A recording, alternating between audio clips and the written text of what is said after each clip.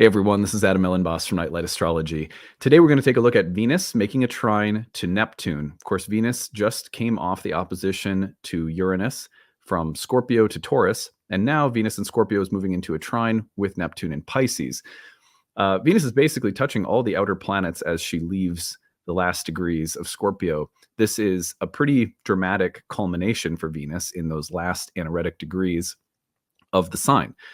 Technically, we think of the anaretic degree as the 29th degree, but if you kind of extend its meaning to include the last bound of the sign, that's typically the last couple of degrees. So the culmination of Venus is a little intense right now in a sign where Venus is already bringing a little bit of heat and spice.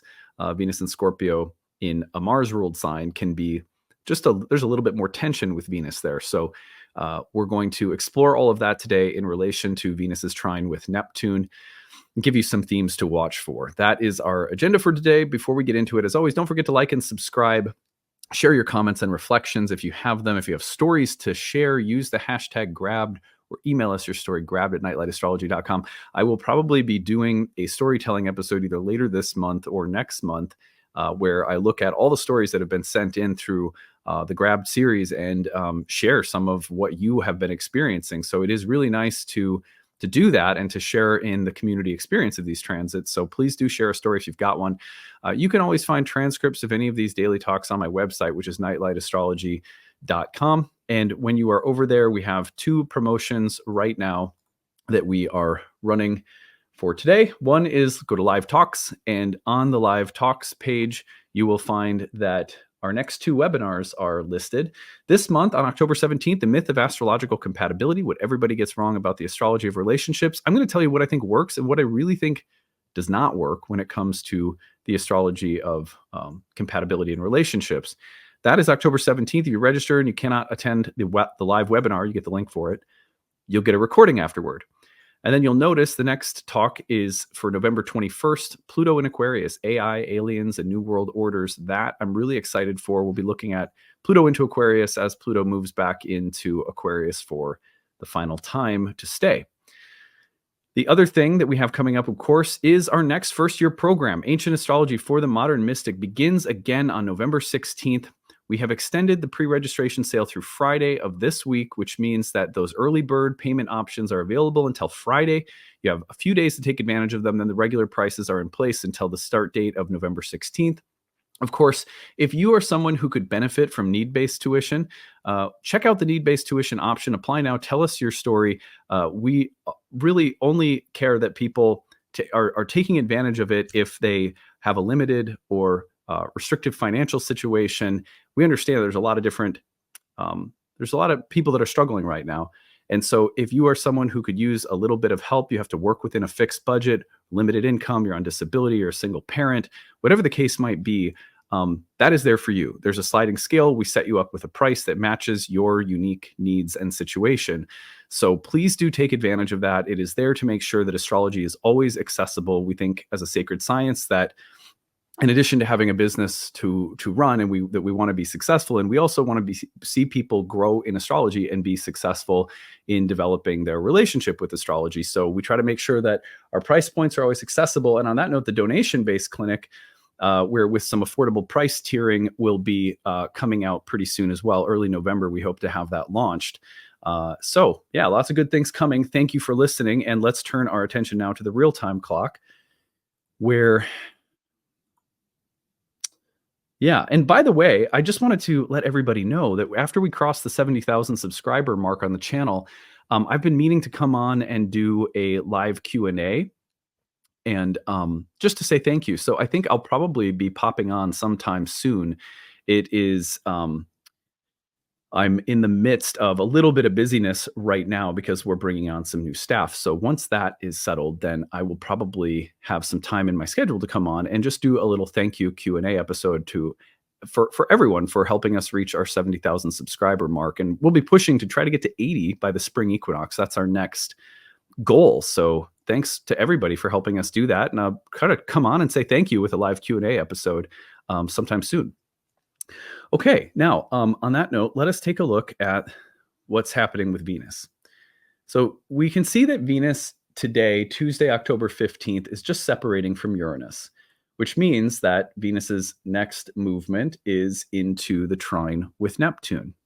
By the way, if things have felt a little extra spicy, it's also because the Sun and Mars are square right now. And I'm not focusing on that today because I'm kind of placing my attention on Venus, but the Sun square to Mars is could require like some a kind of like a whole separate episode. But I've just been focused more on Venus because Venus was the recent ruler of the eclipse. So that's kind of where I chose to place my attention today. Anyway, but if you've noticed a little extra like conflicts with authorities or clashes of egos or stuff like that, even issues with dads or father figures, little Sun Mars action as well. But today, Venus also trining Neptune. And then the next thing that Venus will do shortly is sextile Pluto. So hitting all of the outer planets in close succession.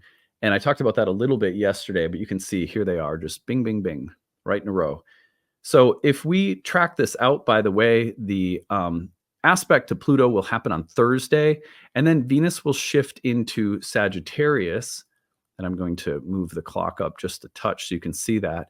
By Thursday afternoon, Venus moving into Sagittarius is, I think, a pretty good thing because we've got Venus in a Jupiter-ruled sign configured to Jupiter. Even if it's by an opposition, oppositions between the benefics aren't the worst thing in the world. And this just puts Venus into a slightly less charged and, let's call it, emotionally intense territory out of Scorpio. So I think we're all going to be feeling a lightness coming in later this week if we just kind of follow the sign of Venus in the sky and see she's changing later in the week into the little bit more uplifting Sagittarian space. Anyway, let's go back earlier in the week to today. Let me just back this up. All right, so here we are. We've got the Venus trine to Neptune, Scorpio to Pisces. This is still with, I mean, just look at how much water there is. We have 3 planets today in water signs. The moon is finishing up in Pisces. We've got 2 planets in Scorpio, water sign. We've got Mars in Cancer.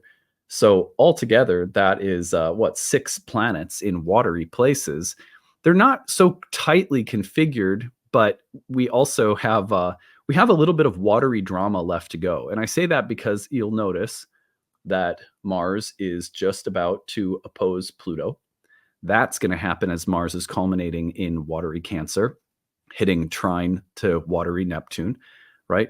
Mercury is going to go through Scorpio and will configure itself to Uranus and then again to Saturn and then again to Neptune. So, and then the Sun will enter Scorpio and start pinging off from some of these placements as well. So it's just a lot of water. The element of water has been very pronounced this autumn. And obviously, one of the ways we have seen that is, look at the headlines. There's been a lot of natural disasters related to water. And not that that's the only, I don't want us to think so literally, but that's a very literal example of the element of water being really, really strong and pronounced. There are 5 themes that I want us to think about with Venus trine Neptune today. You might have noticed these yesterday, and you may notice them tomorrow for sure. For some people, again, depending on how these things are configured in your chart, what I would focus on would be the whole sign house placement of Pisces and Scorpio. And the connection between those 2 whole sign houses in your birth chart is probably where you will notice thematically or topically these themes fitting in right now. So keep that in mind. Number 1 is emotional release. It is about as basic and cliched as we can get, and yet it is so true that it would be negligent, like, not to mention it. So when Venus trines Neptune, especially with Scorpio being a sign that there can be like troubled waters with Scorpio, where we're looking at things that are not easy to look at, that require a degree of emotional courage or conviction, or that require us to be vulnerable, especially around topics or places or memories that are painful or traumatic. And we're also looking at fears, like what we fear and what is unsettling emotionally. And Venus opposite Uranus could have really stirred things up yesterday. And so what's coming right on the heels of Venus opposite Uranus in the trine to Neptune could be about releasing a point of emotional release. It's like a good cry when you just need a good cry.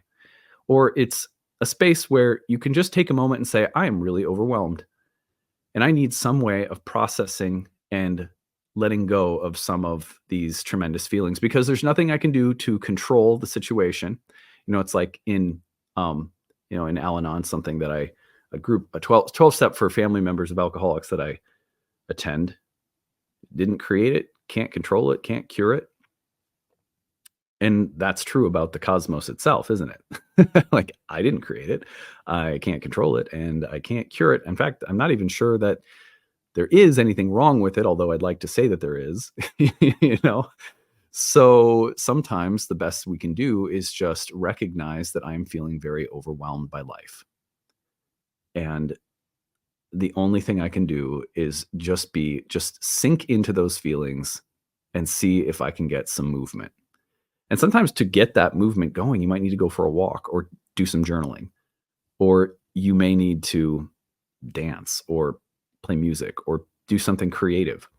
Creating flow is important for a transit like this if you're feeling stuck, because what you don't want to have happen is for like a dam to burst because you're holding and rigid.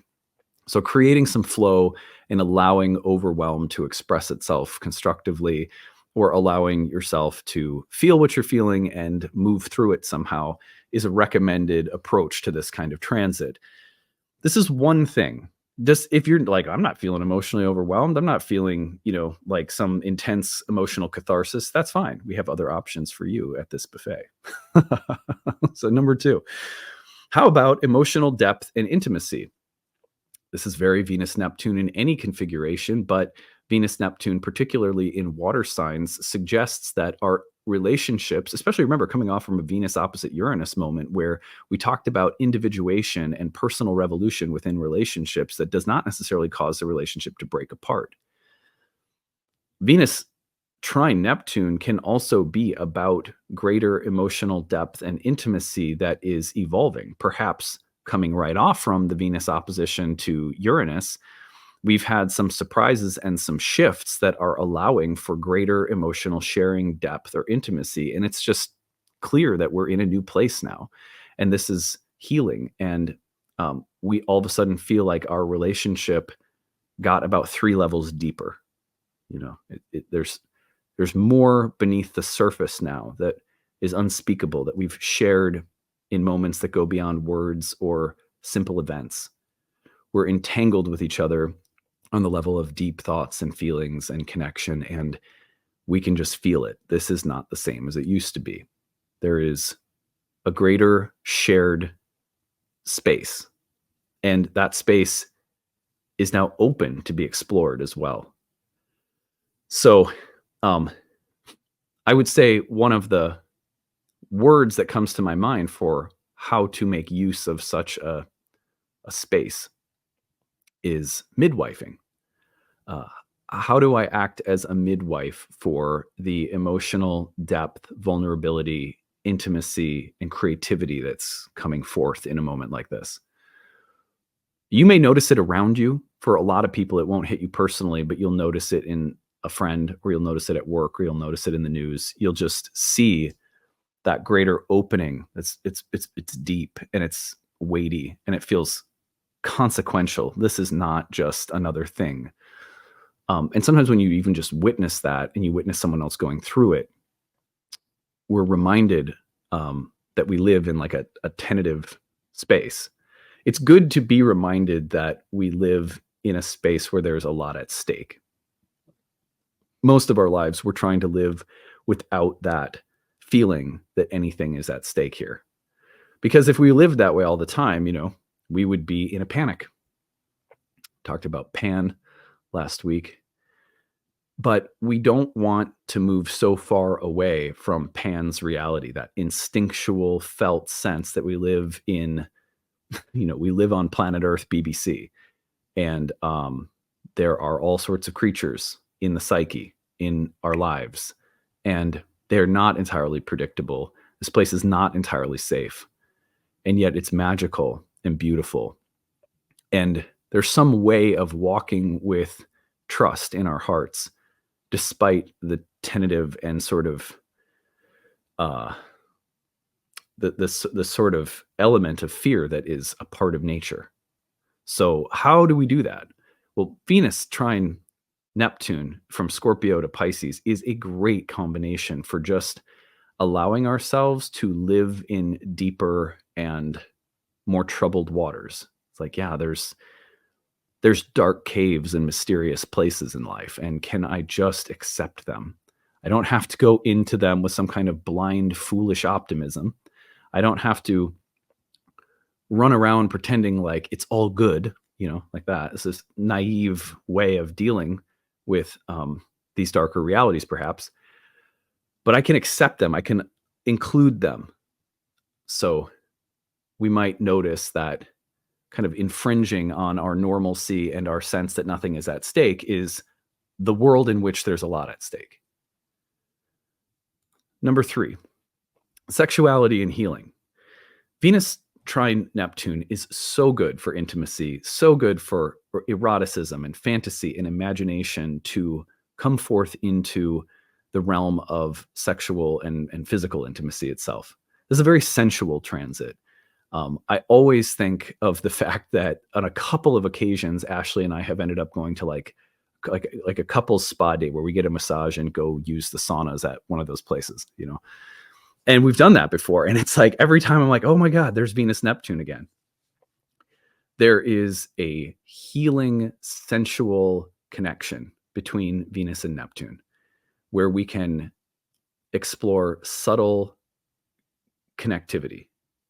One of the things that Ashley and I were listening to a podcast lately, and it was funny because someone asked me, like, very genuinely, like, okay, you and Ashley seem to, on the outside, like, seem to have a successful relationship or like a happy marriage. And I mean, I feel that way. I don't think any relationship is perfect. I'm certainly not saying that I have a picture perfect relationship, but I feel happy. I feel pretty lucky that I'm with someone I love so much and that loves me, and that we work our stuff out together, we grow together, and all that good stuff. And someone said, "Well, how have you kept intimacy alive for so long?" This was someone I know personally that was asking us, and I was like, "Huh." I had to think about it, And I was like, And then I was like, I don't know. I have to think about that. And I kind of let it go because I was like, I don't really have any secret. I mean, I don't know. We've just been fortunate that we really like each other. I guess our ingredients cook well together. I don't know. Anyway, so then I heard this talk. Ashley and I were both listening to this talk. And when this person said this about intimacy, I was like, boom, that's it. That's what I would have said had I thought of it.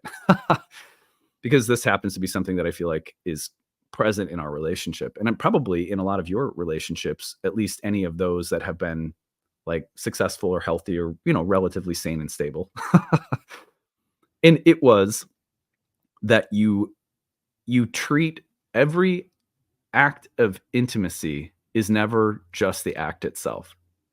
That there is, I mean, I guess you could call it foreplay, but it's really more than foreplay. It's about, for example, I'm just going to make up a scenario, but let's say that you and your lover, you make love, and then, the next day it's kind of like, well, some people, maybe you make love 2 days in a row, maybe you make love 500 days in a row. I don't know. But let's say you're taking a break. You're like, oh.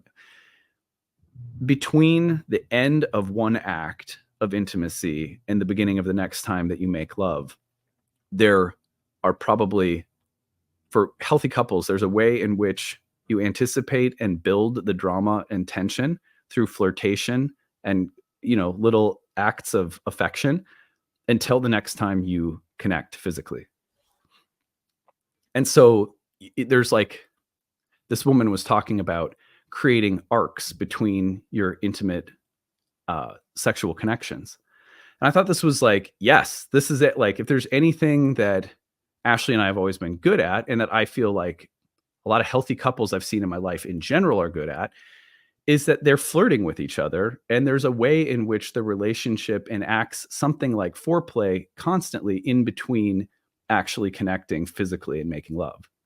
And I thought this was such a powerful point that this woman made. And I said to Ashley, I was like, that person I know that was asking me that, and he's dealing with some stuff in his marriage right now. So I think this is probably why he was asking. But anyway, he was like, what's the secret? So anyway, I connected with him again, and I was like, dude, I think I thought about that, and I heard this podcast, and I referred him to the podcast, and I was like, I think it has to do with seeing intimacy, not just in the activity of sex itself, but in that kind of those in between spaces, when you're not making love, or, the couple of days between times that you connect.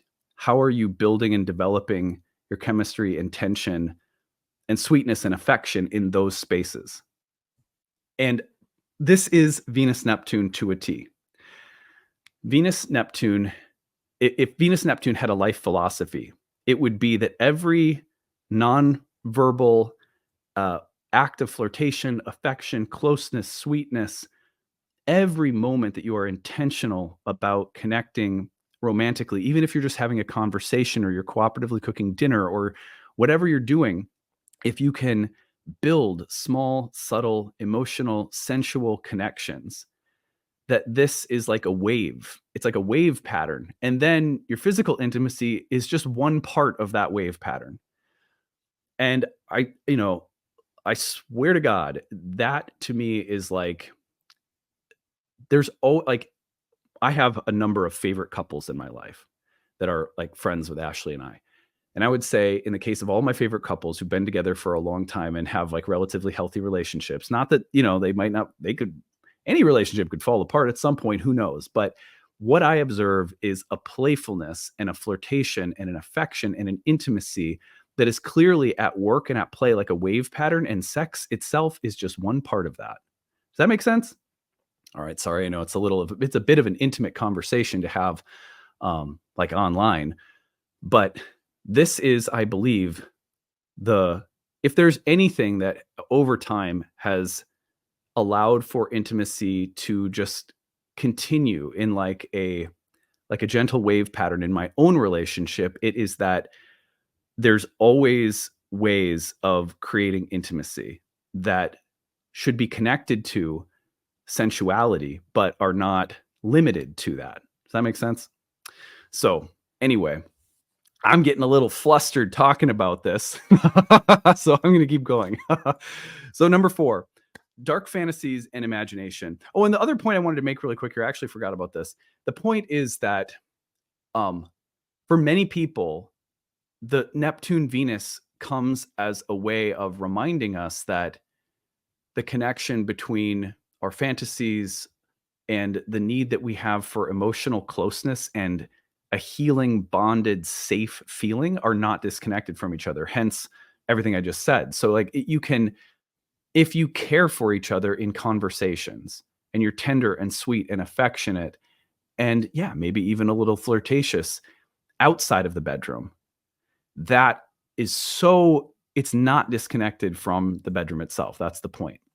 And to whatever extent we compartmentalize the sexual act itself from all the other ways that we connect is usually the extent to which that there will end up being a polarization, And I think that's where a lot of couples that I've spoken to over time through my counseling practice, that's where we end up struggling, is because we stopped imagining, we stopped being creative, we stopped seeing the dance of love as something happening both in and out of physical intimacy. That's it. All right. Number 4 now, dark fantasies and imagination. So the other thing that's really important for Venus and Neptune is that Venus in Scorpio has a deep, dark imagination when it contacts Neptune. There is a need in the human imagination for things like horror films. I'm not a big fan of horror movies. I just have a hard time. I end up getting like disturbed dreams and stuff like that. So I'm very careful with watching horror movies. But the point is that we have Halloween, we have horror movies, we have thrillers, we have suspense for a reason. There is something that the human imagination, there's a need to stay close to those realities that make our hair stand on end and that thrill us. And so just honoring and acknowledging the need for dark or erotic imaginations and fantasies is a big part of this transit. So just watch for that. honor and acknowledge it, and also notice if this is a transit that's pointing to the tendency that you may have to get possessed by such energies in an unhealthy way. Um, I remember there was a time in my life where I had an ayahuasca ceremony, and I used to love watching. I watched like every horror movie that came out because it was like so entertaining and fun. And then I had an ayahuasca ceremony. It was like, oh, this is actually disturbing your consciousness. You need to cut back. And since then, that was years ago, I very seldomly watch horror movies. When I do, it's pretty fun still, right? But I just had to shift that pattern for myself. So, I mean, it could also be about feedback about, some people need the feedback that like, hey, going so dark and heavy and deep all the time isn't necessarily the best thing. Um, so, by the way, I also want to go back to the point that I was making earlier can apply to all kinds of relationships. The Venus Neptune contact can be there in parenting. It can be there, like, for example, I noticed this summer that my kids, because they were home from school, there was something we were doing that was kind of, there were a lot of fun things. During the school year, it's like there's a schedule and the weekends are fun. The school days and the routine, coming home and doing a little homework, doing some reading, dinner and bedtime all happen pretty quick. It's amazing how little time you have with your kids between getting home from school and going to bed again. So during the summer, they were getting excited because there were like lots of fun things to do. Like, oh, this is fun. We're watching a movie. Oh, we're having a bonfire in the backyard, and like one day my daughter goes, "What are we doing that's fun today?" And I was like, "Well, nothing." And she was like,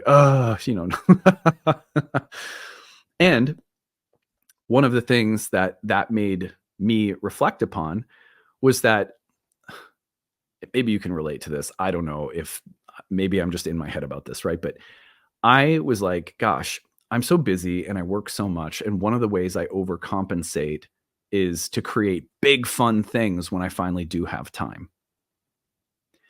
And it was a very similar insight, which was that big fun activities need to be connected on a continuum with presence in their lives, right? With just the daily connecting and affection and doing things together, even if they're just small things or for less amounts of time. And even if they're not super dramatic things, that there's a connection, there's an intimacy, there's a care, there's a tending, there's a presence. And then the big things are just connected on that continuum. And they don't have to overcompensate for the absence of that kind of connection.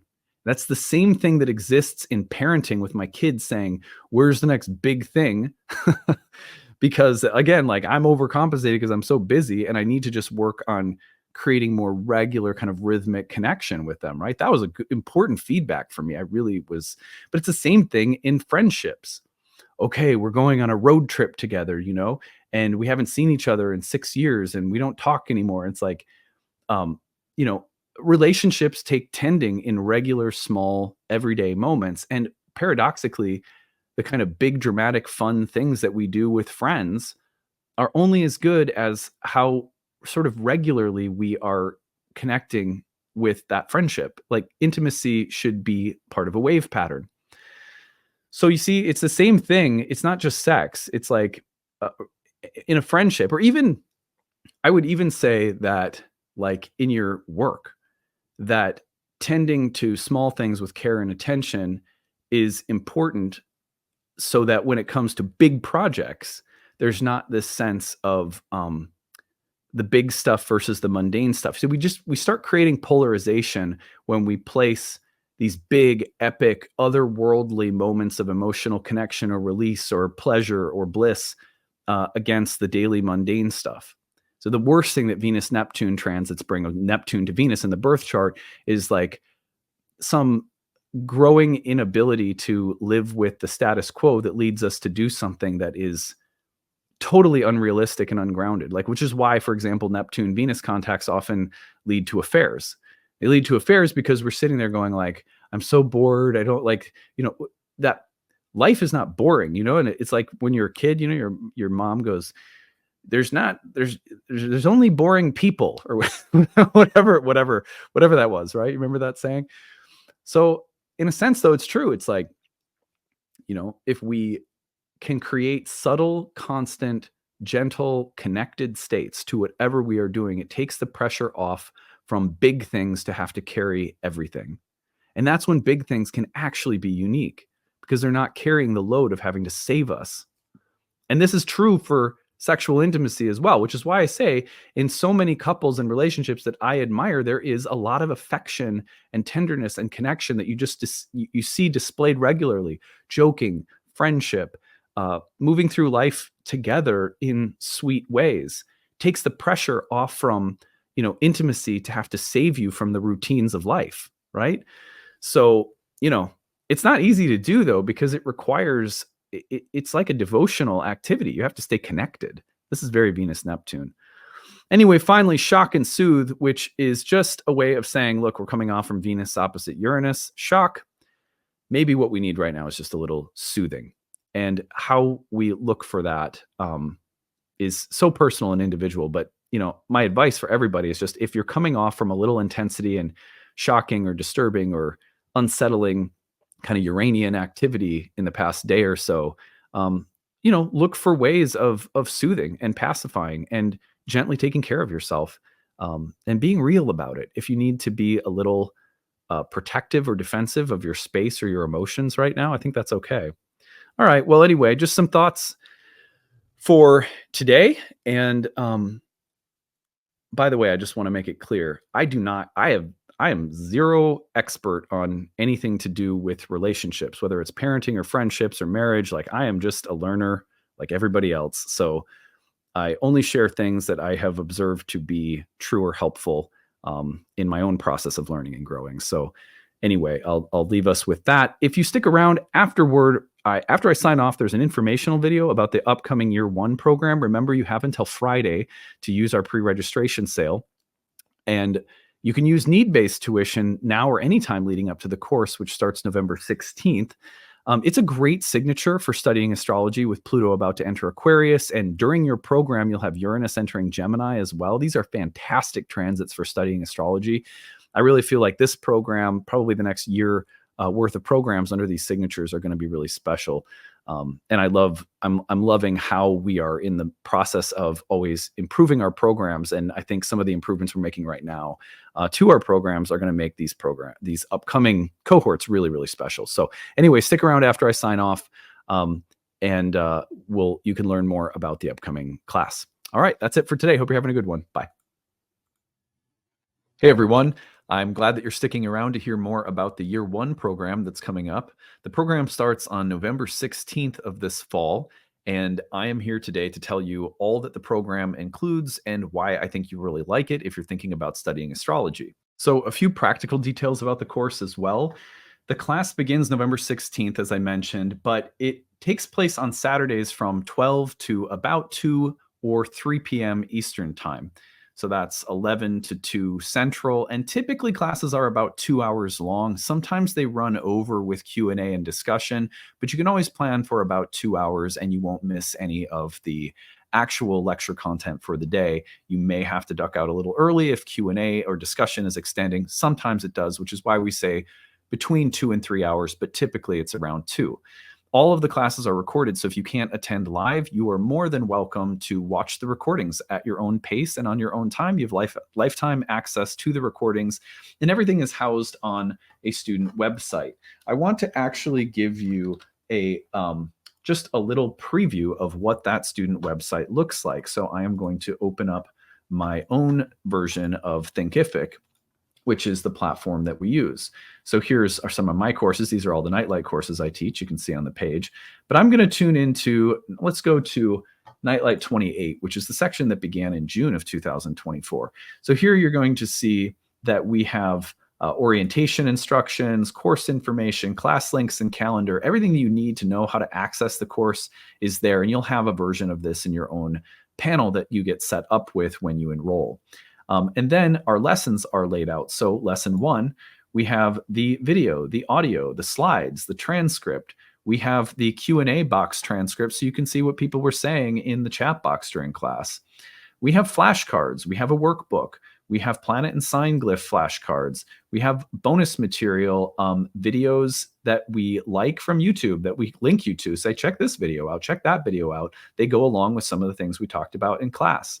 So every lesson has material for you to go as far as you want with, but the main thing is the video, audio, slides, transcript, etc. are all listed there so that you can download and watch it on your own time if you can't attend live.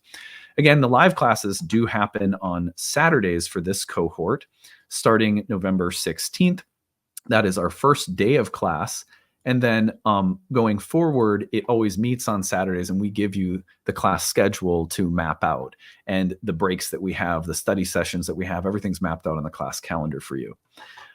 So those are just a few practical details that, just to kind of start us off with.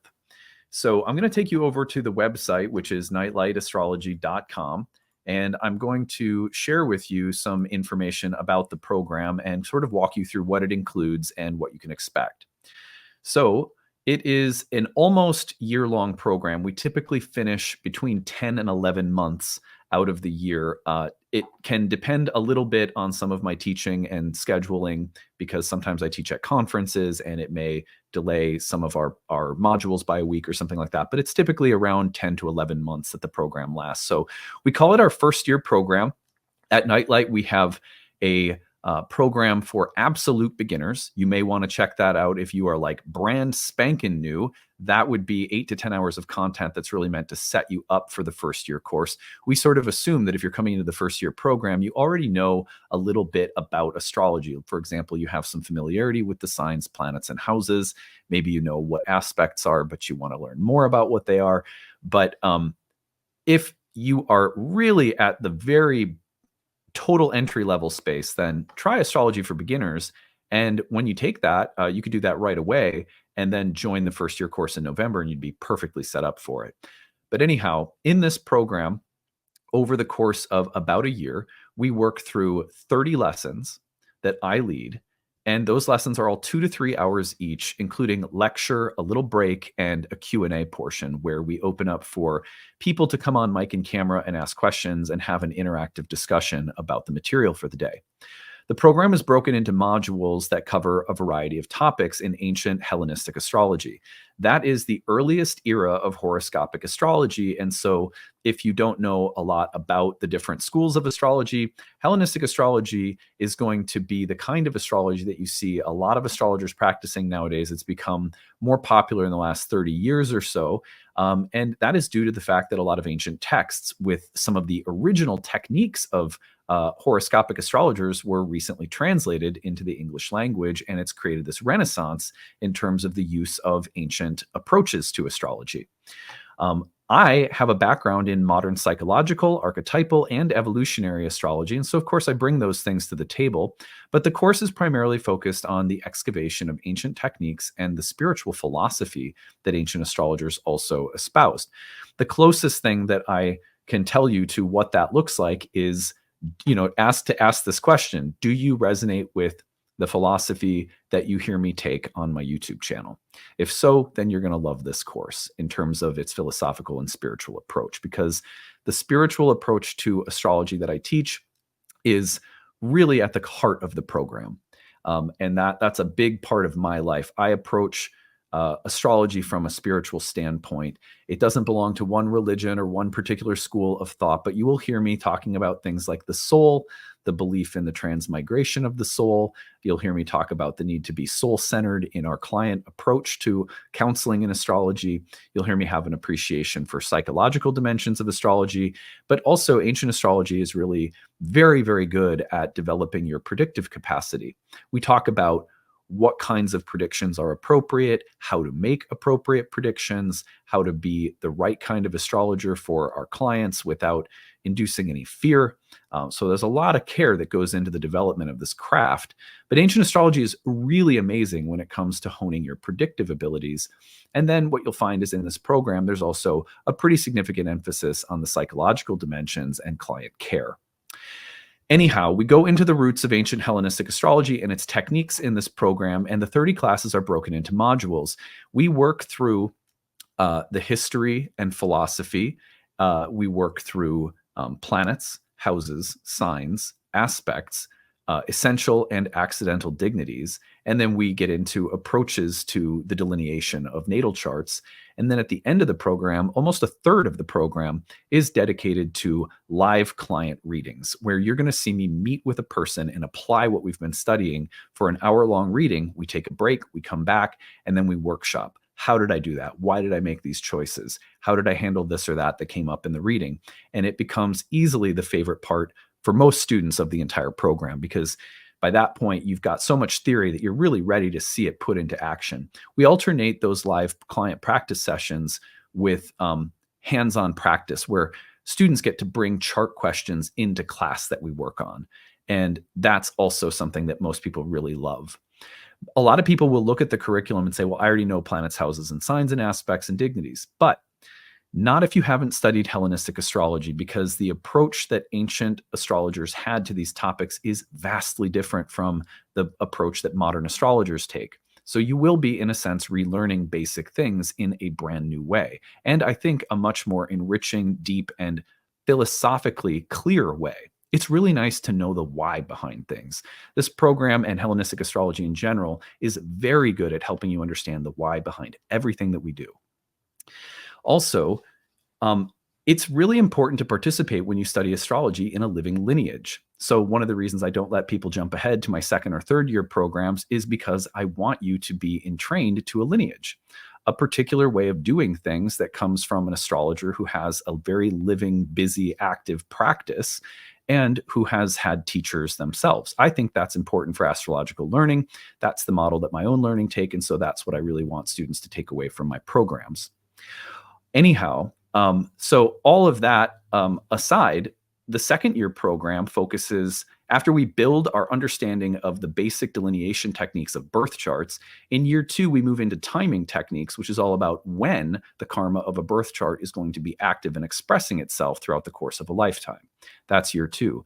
Year 3 focuses on the development of counseling skills at a much deeper level. And then we also have a 1-year horary program, which is about the development of a very specific predictive technique that can be a really amazing tool to add to your kit. That is 4 years worth of training programs that we have. However, I want to mention that many people take our classes just for the sake, purely for the sake of their own personal growth. Taking these programs is very much like being taught how to utilize a technology that for yourself will be deeply useful for the rest of your life, and maybe for close friends or family members around you. Many people come through our programs taking that benefit away. We'll study through all 4 years of our programs with no intention of being professional. This is their hobby. This is a spiritual tool that will have it will pay dividends over a long period of time. However, many people without the intention to practice come into our courses and discover that they're actually good at it and may end up reading for other people part-time. And then there are students who are deeply, intensely motivated to practice for other people. And it is not that our programs really make those people successful. Our programs contribute to your development, but it really is that some people have a calling to practice professionally. And these programs are designed to give you all the tools you need to develop that confidence and to develop a really coherent set of tools and to entrain yourself to a lineage, which you can also develop your own unique style out of. So those are some of the kinds of people that take our programs, you might say. So the 30 classes on the year are then broken into modules. And in between modules, we have 2 course directors who are present in all of the classes, and they lead breakout tutoring sessions where you can come in and review or ask questions about the module that we've just completed, which is usually anywhere between 2 and 3 classes each. So those breakout study sessions led by our tutors are outside of the 30 classes and very useful. A lot of people like to attend those because they also offer opportunity for community and just lively conversation. We also have 12 online webinar classes led by guest teachers that we host throughout the year. Those are free, and if you can't make them live, they're all uploaded into your student folder. You also have an interactive group forum discussion staffed with tutors who typically respond to questions that you have about the material within 24 hours. So if you can't attend a tutoring session or you just have a random question on a Tuesday night, you can pop it in there and you'll get an answer. We also have a ton of bonus material, optional quizzes, flashcards, tons of supplemental material that is there to help people go as deeply as they want. We have a reading list that is expansive. And that reading list, we don't expect anyone to accomplish. It's more so a resource that we give you saying, here, if you want to know all the things I've read, if you want to know all the things that I love, if you want to know all the things I recommend, here's a master list of everything for each lesson. You could go, PhD level if you wanted to and read thousands and thousands of pages, or you might find that there's just one extra book that looks really interesting and you want to pick it up. But we pride ourselves on making sure you have a ton of resources. You have lifetime access to all the class recordings. You can email our staff or me throughout the year with questions, and my staff will also defer to me in the case that they don't know the answer to a question. So that is what the program includes. It starts November 16th. If you would like to join, at the bottom between now and October 15th, our early bird payments are available. So that saves you some money off the cost of the course. There is a 12-month installment plan that is cheaper than our normal plan, a one-time payment that's significantly cheaper than our normal one-time payment. So you get these little sales that we do until October 15th. We also have need-based tuition assistance. So if you are someone who would like to take this program, but you are on a fixed or tight budget, we have an application there. Click apply now. Just tell us what you need. We give a range. We say between this dollar amount and this dollar amount, what can you spend? And then we set you up with a plan for that tuition number per month. And that is available for anyone. We ask people to apply early because those spots are limited, but we are really accommodating. We try to make sure that nobody's priced out of a spiritual education. Like, this topic should be very accessible for people because I believe that the divine is speaking through the sky, and like anyone should have access to understanding what it's saying, right? So anyway, that is a bit about the program. I hope that this has been useful for you. If there are any questions you have, you can look over the curriculum content on the page, on the year one page. There's more information there. Check out the FAQ section for more questions. Email us info@nightlightastrology.com. And I hope to see some of you in class soon. I think this is going to be a really powerful program because it's also starting right as Pluto's moving into Aquarius. And within the year, we're going to have a Uranus-Pluto trine with Uranus in Gemini. These Aries signatures and the connection between Uranus and Pluto make for a very powerful year to advance our understanding of astrology. So it's a great election year for studying. And I hope to see some of you in class soon.